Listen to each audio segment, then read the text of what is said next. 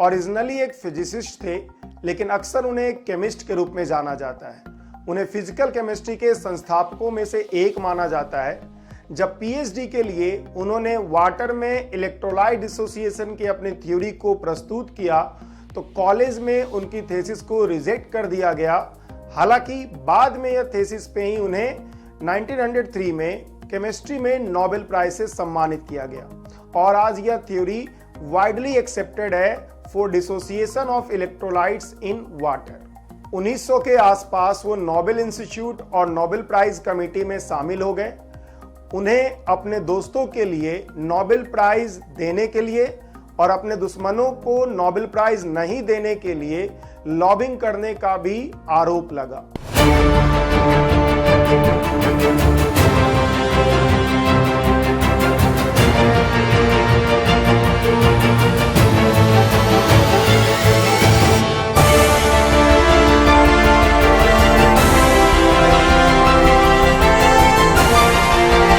यह स्वंते August Arrhenius थे और इन्हें 1903 में केमिस्ट्री नोबेल प्राइज से सम्मानित किया गया था। आर्हेनियस को Arrhenius equation, Arrhenius acid base concept और स्टॉकहोम यूनिवर्सिटी में आर्हेनियस लैब के लिए खास तौर पर जाना जाता है। आर्हेनियस का जन्म 19 फरवरी 1859 को उपासला, स्वीडन में हुआ था। उनके पूर्वज किसान थे और आर्हेनियस के पिता उपासला यूनिवर्सिटी के एक भूमि पर्यवेक्षक थे। बचपन में ही आर्हेनियस को मैथ और फिजिक्स में इंटरेस्ट डेवलप कर गया था। 1876 में उन्होंने उपासला यूनिवर्सिटी में मैथ, फिजिक्स और केमिस्ट्री स्टडी करने के लिए ज्वाइन किया। हालांकि प्रैक्टिकल इन फिजिक्स से असंतुष्ट होकर वो उपासला यूनिवर्सिटी से एकेडमी ऑफ साइंस स्टॉकहोम चले गए। 1884 में आर्हेनियस ने गैल्वेनिक कंडक्टिविटी ऑफ इलेक्ट्रोलाइट्स पर अपनी थीसिस प्रस्तुत की। उन्होंने यह निष्कर्ष निकाला कि जब भी किसी इलेक्ट्रोलाइट्स को वाटर में डिसॉल्व किया जाता है तो electrolytes oppositely charged positive and negative ions में ब्रेक कर जाता है। यह विचार वहां पर जो भी केमिस्ट्री के प्रोफेसर थे उन्हें पसंद नहीं आया और उनकी थीसिस रिजेक्ट हो गई।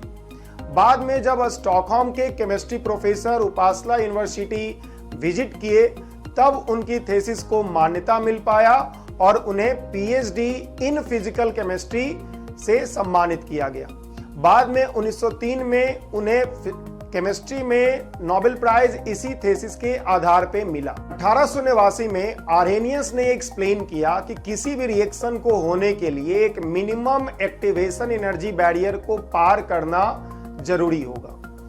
इसके बाद 1891 में वो स्टॉकहोम यूनिवर्सिटी में एक लेक्चरर के पद पर नियुक्त हुए और बाद में 1895 में वो फिजिक्स के प्रोफेसर के रूप में नियुक्त किए गए। 1901 में Arrhenius Swedish academy of science के लिए चुने गए।